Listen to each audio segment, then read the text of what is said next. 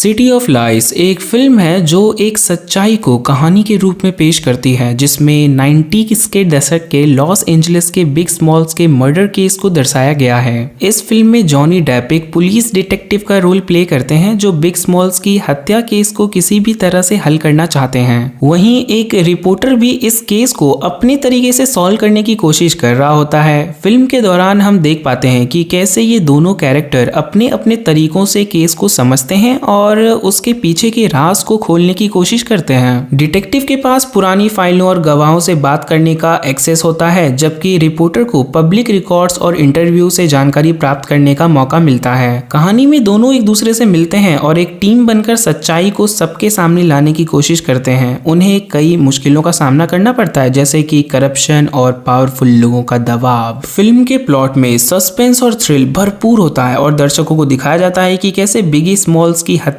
Case के पीछे छिपे बड़े लोगों को पकड़ने की कोशिश की जाती है। ये फिल्म सच्ची घटनाओं पर आधारित एक आकर्षक कहानी है जो दर्शकों को लुभाती है और रोचक रखती है। तो और वक्त जाया किए बिना चलिए कहानी की तरफ। मूवी की स्टार्टिंग में हमें फ्रैंक नाम का एक वाइट पुलिस ऑफिसर दिखाया जाता है जो सिग्नल पर वेट कर रहा था। तभी उसके पास केविन नाम का एक ब्लैक आदमी आकर उसका मजाक उड़ाने लगता है। फ्रैंक उस पर ध्यान ना देकर वहां से जाने लगता है और केविन उसका पीछा करने लगता है। कुछ देर बाद फ्रैंक केविन को उसी की कार में शूट कर देता है। दूसरे पुलिस ऑफिसर्स के आने के बाद पता चलता है कि केविन भी एक पुलिस ऑफिसर ही था। इस केस की छानबीन करने के लिए लॉस एंजलिस पुलिस डिपार्टमेंट यानी कि LAPD के एक डिटेक्टिव रुसेल पूल को बुलाया जाता है। रुसेल को उसका चीफ कहता है जल्दी से इस केस को रफा दफा कर दो, जो सुनकर रुसेल को अच्छा नहीं लगता। उसके बाद हमें 18 साल बाद का समय दिखाया जाता है जहां रुसेल अब रिटायर हो चुका था और एक पुराने केस की रिकॉर्डिंग देख रहा था। आज से 18 साल पहले एक रैपर BIG बिग का मर्डर हुआ था और इस केस को सॉल्व करने की जिम्मेदारी रुसेल को मिली थी, लेकिन आज 18 साल बाद भी रुसेल इस केस को सॉल्व नहीं कर पाया था। उसी वक्त रुसेल से मिलने जैक जैक्सन नाम का एक रिपोर्टर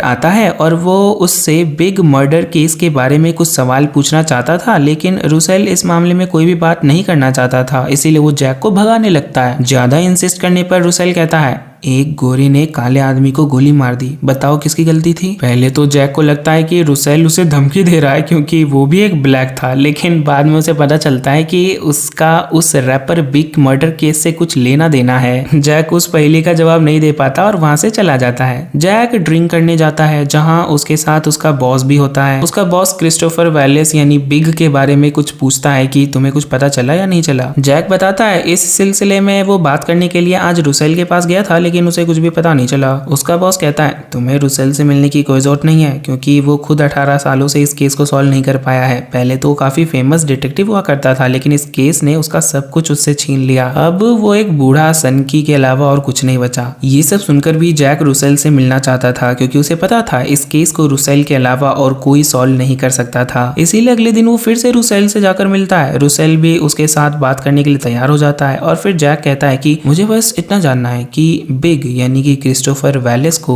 गोली किसने मारी थी। रुसेल कहता है मुझे नहीं पता। जैक काफी हैरान होता है कि आप 19-20 सालों से इस कमरे में उस केस से जुड़ी सारी चीजों को जमा करते आ रहे हैं और आपको अब तक यही नहीं पता चला कि उसे किसने मारा। तब रुसेल एक बात का खुलासा करता है कि मैंने इन्वेस्टिगेशन करके एक थ्योरी बनाई थी, लेकिन उस थ्योरी की वजह से मेरे डिपार्टमेंट के लोग मेरे खिलाफ हो गए और मेरी इन्वेस्टिगेशन को छीन लिया गया और तब से मैं ऐसे ही उस केस से जुड़ी सारी बारीक से बारीक चीजों को जमा कर रहा हूँ। उसके बाद हमें पास्ट का वो दिन दिखाया जाता है जिस दिन क्रिस्टोफर वैलेस की हत्या हुई थी। क्रिस्टोफर एक क्लब से निकलकर गाड़ी में अपने घर जा रहा था। एक सिग्नल पर जब उसकी गाड़ी खड़ी थी तब दूसरी गाड़ी से आकर किसी ने उसे गोली मार दी थी। प्रेजेंट में ये बात रुसेल जैक को बता रहा था। यहाँ रुसेल उसे एक और बात बताता है कि मुझे क्रिस्टोफर के मर्डर के बारे में एक महीने बाद पता चला था, क्योंकि उस वक्त वो एक दूसरे केस पर काम कर रहा था जिसमें एक गोरे पुलिस वाले ने ब्लैक पुलिस वाले को गोली मार दी थी। उसके बाद हमें फिर से उसी दिन का सीन दिखाया जाता है जब रुसेल वारदात वाले जगह पर गया था। तब उसके चीफ ने उससे कहा था कि इस मामले को जल्दी रफा दफा करो। वैसे भी एक गोरे आदमी ने ब्लैक आदमी को मारा है तो इस बात से किसी को ज्यादा फर्क नहीं पड़ने वाला है। ये सुनकर रुसेल को काफी बुरा लगा था कि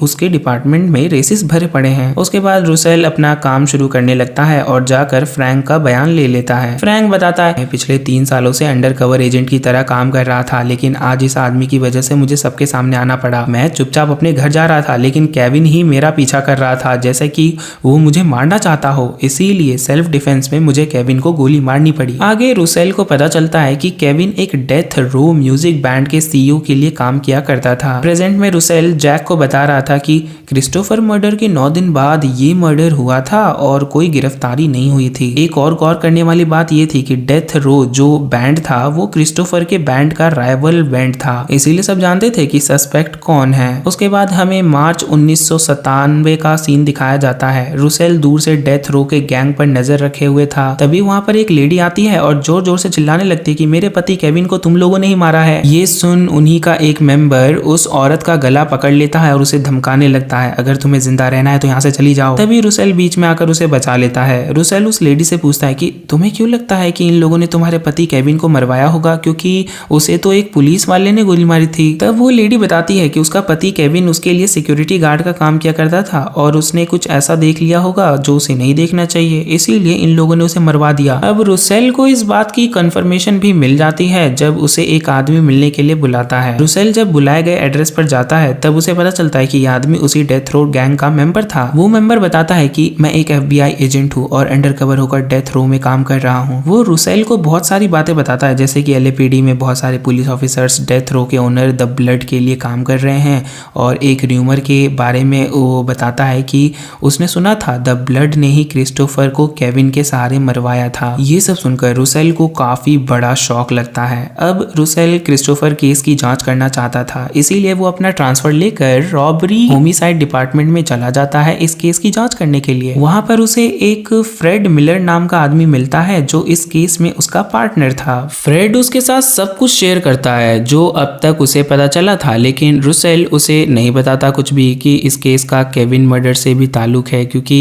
अब उसे किसी पर भी भरोसा नहीं था। अब दोनों साथ में काम करना शुरू कर देते हैं और एक दिन ये दोनों एक कैदी के पास जाते हैं और उनसे इन्हें पता चलता है कि गोली चलाने वाले का नाम आमिर मोहम्मद था और उसका स्केच भी इनके पास था। प्रेजेंट में ये सुनकर जैक वहां से जाने लगता है। रुसेल उसे रोकने की कोशिश करता है कि तुम्हें पूरी बात तो पता ही नहीं है, तुम अधूरी बात सुनकर वापस जा रहे हो। जैक इस पर भी नहीं रुकता। तब रुसेल कहता है आमिर मोहम्मद वो नहीं है जिसकी तलाश में तुम आए थे, अगर तुम्हें उसका नाम चाहिए तो मैं बताने के लिए तैयार हूँ। ये सुनकर जैक रुकता है और वापस आता है। अब रुसेल उसे किसी आदमी का नाम बता देता है, जिसके बाद जैक सीधे अपने ऑफिस में जाता है, जहाँ पर वो अपने साथियों से कहता है कि उसे क्रिस्टोफर के किलर के बारे में पता चल चुका है। और जब जैक उन लोगों का नाम बताता है तो सारे लोग उस पर हंसने लगते हैं, क्योंकि रुसेल ने उसे किसी रैपर का नाम बताया था। जैक समझ जाता है कि वो पूरी बात सुने बिना ही वहां से जा रहा था, इसीलिए रुसेल ने ऐसा किया। उसके बाद जैक फिर से जाकर रुसेल से मिलता है जो अपने बेटे का बेसबॉल मैच देख रहा था। रुसेल अपने फैमिली से हटकर दूर अकेले बैठा हुआ था, क्योंकि रुसेल को फैमिली से उसे उसके केस की वजह से अकेला छोड़ दिया गया था। जैक जाकर उससे मिलता है और उसके मजाक पर दोनों हंसते हैं। फिर दोनों एक जगह जाकर बैठते हैं और फिर से बातचीत करना शुरू कर देते हैं। फिर से हमें पास्ट की एक सीन दिखाया जाता है। रुसेल और मिलर को एक साथ काम करते हुए काफी दिन हो गए थे और रुसेल को समझ आ चुका था कि मिलर के ईमानदार ऑफिसर है। मिलर एक ईमानदार ऑफिसर है और उस पर भरोसा किया जा सकता है, इसीलिए रुसेल उसे अपनी थ्योरी बता देता है। वो मिलर को समझाता है कि क्रिस्टोफर का जो मर्डर हुआ था ना, वो बिना LAPD और पुलिस के सपोर्ट के नहीं हो सकता था। मतलब उस मर्डर में LAPD के ऑफिसर्स का भी हाथ था। और वो केविन के मर्डर को भी इससे जोड़कर बताता है कि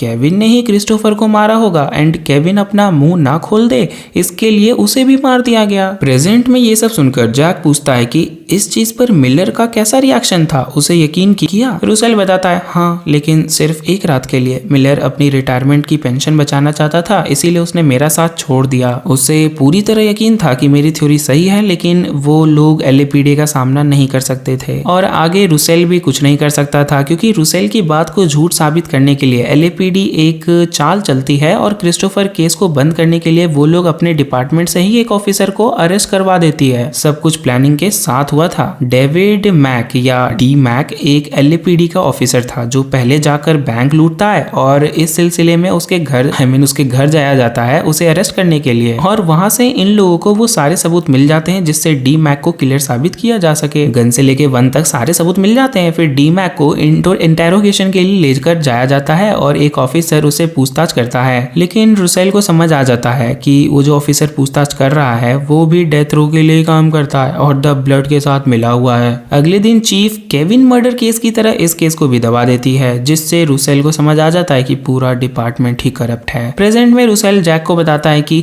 क्रिस्टोफर की फैमिली ने एक केस भी फाइल किया था। अगर गलती से भी ये साबित हो जाता कि क्रिस्टोफर मर्डर केस में एलएपीडी का हाथ है, तब एलएपीडी को क्रिस्टोफर की फैमिली को पेनल्टी देनी पड़ती। क्रिस्टोफर की कमाई लगभग 1 बिलियन थी, इसीलिए एलएपीडी को पेनल्टी भी 1 बिलियन की लगती, जिसे चुकाने में पूरा शहर ही कंगाल हो जाता। इस वजह से एलएपीडी इस केस को दबा रही थी और कुछ भी सामने नहीं आने दे रही थी। अब रुसेल जैक से कहता है, तुम अपने कॉन्टैक्ट का यूज करके एलएपीडी से डेथ रोड से जुड़ी सारी केस की फाइलिंग्स मंगवा लो। जैक ऐसा ही करता है और फिर रुसेल उन्हें फाइल्स खोलकर दिखाता है। तब सारे लोग हैरान हो जाते हैं क्योंकि सभी फाइल्स में से किसी न किसी हिस्से को काट दिया गया था। रुसेल खुलासा करता है कि जितने भी वारदातें और मर्डर्स हुए वहां पर एलएपीडी के ऑफिसर्स मौजूद थे, जो ऑफ ड्यूटी डेथ रो के सिक्योरिटी के तौर पर तैनात था। इसीलिए वो बस चुपचाप सब कुछ देखते रहे और कुछ नहीं किया। इसीलिए फाइल्स में से उनके नामों को मिटाया जा चुका है ताकि एलएपीडी का नाम खराब ना हो। उसके बाद जैक सीधे अपने बॉस के पास जाता है, जो एलएपीडी चीफ के साथ बैठकर ड्रिंक कर रहा था।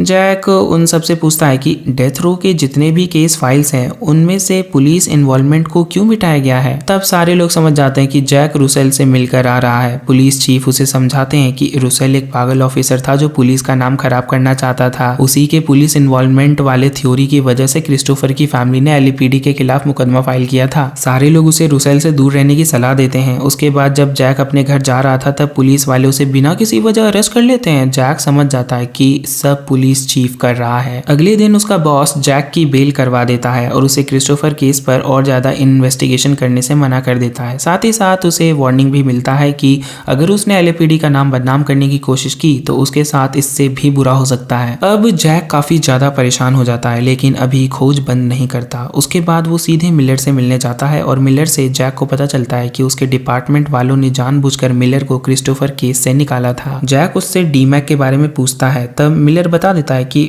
वो एक करप्ट ऑफिसर था और मर्डर में उसका भी हाथ था, लेकिन इसके बाद भी वो बच गया। उसके बाद जैक फिर से आकर रुसेल से मिलता है और अपनी कहानी कंटिन्यू करने के लिए कहता है। रुसेल आगे बताता है कि उसे डिपार्टमेंट में से किसी पर भी भरोसा नहीं था, इसीलिए वो सुपीरियर ऑफिसर के पास गया और अपनी बात बता दिया। रुसेल ने उन्हें बता दिया कि क्रिस्टोफर मर्डर में एलएपीडी का हाथ और एलएपीडी ही इस केस को दबा रही थी। ये सब सुनकर सुपीरियर्स भी उससे नाराज हो गए और उसे केस से बाहर निकाल डाला। इसके बाद रुसेल ने सीधे एलएपीडी पर ही केस फाइल कर दिया, लेकिन इसका भी कुछ फायदा नहीं हुआ और उसके साथ डिपार्टमेंट में काफी भेदभाव किया जाने लगा, जैसे कि उसने पूरे डिपार्टमेंट का नाम खराब कर दिया हो। उसके बाद रुसेल उसे रफाइल नाम के एक ऑफिसर के बारे में बताता है। रफाइल भी डेथ रो के लिए काम किया करता था और ड्रग्स की चोरी किया करता था। एक दिन जब रुसेल उसका पीछा कर रहा था तब वो देखता है कि उसने एक आदमी को गोली मार दी और उसका गन लेकर अपने कार पर फायर किया ताकि वो सब साबित कर सके कि उसने सेल्फ डिफेंस में गोली चलाई। ये देखकर रुसेल उसके पास जाता है और उसे गन पॉइंट पर ले लेता है, लेकिन मौका देखकर रफाइल उसकी टांग तोड़ देता है और आगे कुछ और होता कि उससे पहले वहां पुलिस फोर्स आ जाती है जिसे रुसेल ने बुलाया था।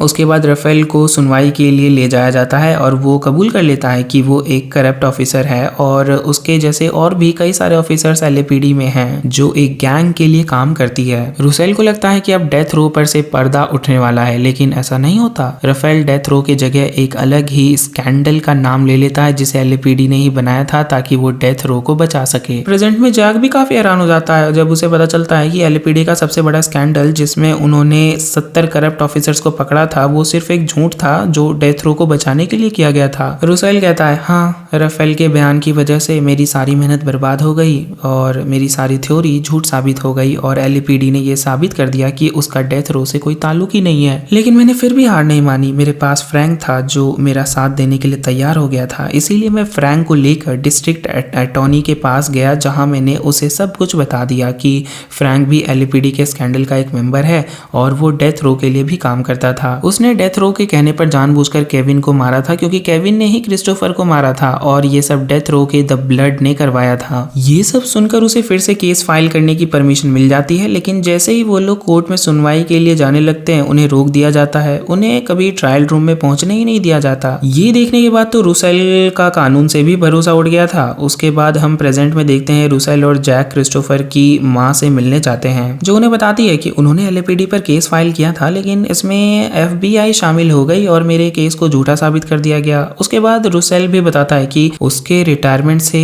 2 महीने पहले ही मैंने अपनी जॉब छोड़ दी थी, क्योंकि मैं उस करप्ट जगह पर और ज्यादा काम नहीं करना चाहता था। लेकिन मेरे इस डिसीजन से मेरी पूरी फैमिली काफी ज्यादा नाराज हो गई, क्योंकि अब मुझे पेंशन नहीं मिलने वाला था, इसीलिए वो मुझे छोड़कर चली गई है। उसके बाद हम देखते हैं कि एक दिन रुसेल अपने सारे सबूतों को लेकर एक बार फिर एलएपीडी पर केस करने के लिए जाता है, लेकिन उसके केस को खारिज कर दिया जाता है, जिससे वो पूरी तरह से टूट जाता है और एक हार्ट अटैक आने की वजह से वहीं उसकी मौत हो जाती है। इस बात से जैक और रुसेल की फैमिली को काफी बड़ा सदमा लगता है। उसके बाद जैक अपने ऑफिस जाकर रुसेल के ऊपर एक आर्टिकल लिखता है और न्यूज़पेपर में छाप देता है, लेकिन इस बात से उसका बॉस खुश नहीं होता, तो जैक पूरे सम्मान के साथ अपनी जॉब छोड़ देता है। इतना कुछ हुआ, लेकिन इसके बाद भी क्रिस्टोफर मर्डर केस कभी सॉल्व नहीं हुआ और बस इसी के साथ ये मूवी भी यहीं खत्म हो जाती है।